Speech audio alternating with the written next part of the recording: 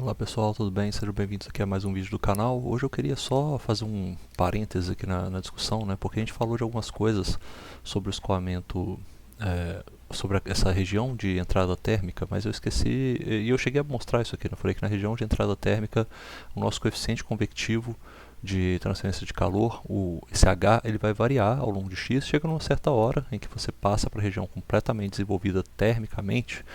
Aí você não se preocupa mais com variação de H. Mas mesmo assim vão ter certas propriedades, vão continuar variando. A temperatura média continua variando em X, a temperatura vai variar em X, em R, ou seja, esses perfis aqui de temperatura vão mudando, né, ao longo de X.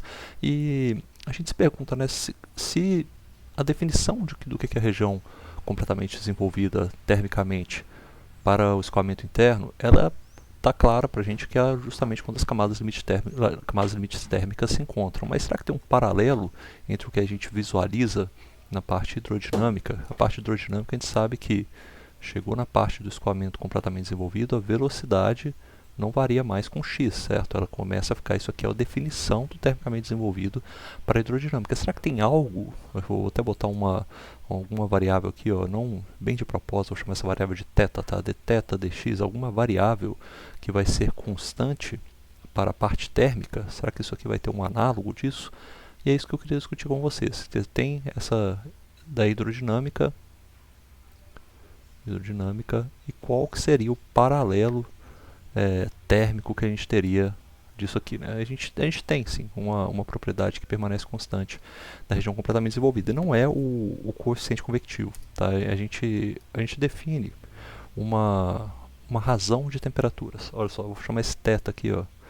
Θ vai ser chamado de razão de temperaturas. Temperatura de superfície, ela depende, né? A gente sabe que dependendo da condição que você tem, se for, por exemplo, uma condição de fluxo constante de calor, ela pode depender de x. Então aqui ela tem uma dependência de x, pode ser que dependa de x, a não ser que ela seja constante, menos a temperatura, essa temperatura a temperatura local, né, vai depender tanto do raio quanto de x, isso dividido, novamente, pela temperatura de superfície, que depende de x, menos a temperatura média, e essa aí a gente sabe que a média vai integrar ao longo do raio, então ela depende somente de x. Isso daqui, ó, é o nosso θ. Esse θ, ele garante que é garantido que na região completamente desenvolvida esse θ não vai variar com x. Essa definição, então, ela é a definição que nós usamos, tá? Esse uso de razões de temperatura é muito útil para a gente quando nós estudamos escoamentos como esse tipo, né? Como esse tipo aí de escoamento de camada limite, e a gente agora entende que essa razão de temperaturas é algo que vai se manter constante. É um pouco como se eu estivesse dizendo aqui para vocês que, olha, o meu perfil vai mudar, mas ele tem uma certa similaridade que é mantida ao longo ao longo do ao longo de x, sabe, ao longo da direção axial. Ou seja, o fluido vai passando dentro do tubo ao longo de x, a temperatura vai sendo alterada, mas ela é alterada na região completamente desenvolvida de uma tal forma que mantém uma similaridade de forma, e essa similaridade de forma é dada por essa razão de temperaturas aí. Tem algumas questões que são levantadas no livro, sabe? Uma das coisas que fala sobre a partir essa relação é crucial para você conseguir tirar outras relações, por exemplo, para o escoamento completamente desenvolvido.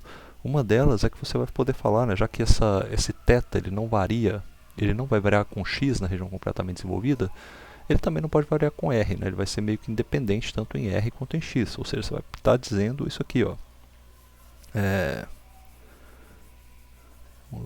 Deixa eu ver. A derivada desse θ aqui também, vou botar essa definição aqui pra gente. Olha, isso aqui implica que, vai implicar que a derivada de θ com relação a r também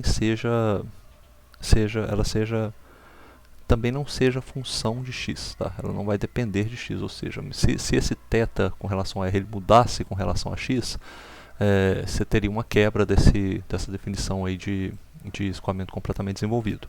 Isso daqui implica no seguinte, tá? Uma coisa que eu estou falando, que a derivada com relação ao raio de ts menos t médio dividido por ds menos t dividido por ts menos a temperatura média.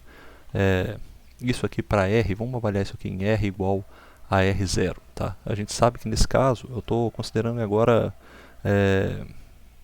eu vou considerar para esse caso que eu estou fazendo aqui, ó, uma condição de que a temperatura de superfície ela é constante. E sendo a temperatura de superfície constante, e eu sei que elas não vão ter variação,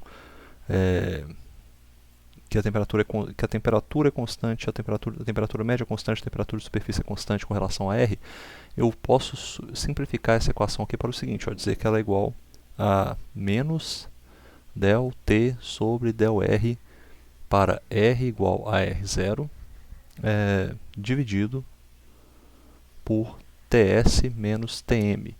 Isso daqui não é função, não vai ser função de x. Ou seja, o que é esse dt sobre dr para R igual a R0? É justamente aquilo que vai nos dar aqui, ó, a condutividade térmica na camada mais próxima ali da parede, onde as partículas não se movem.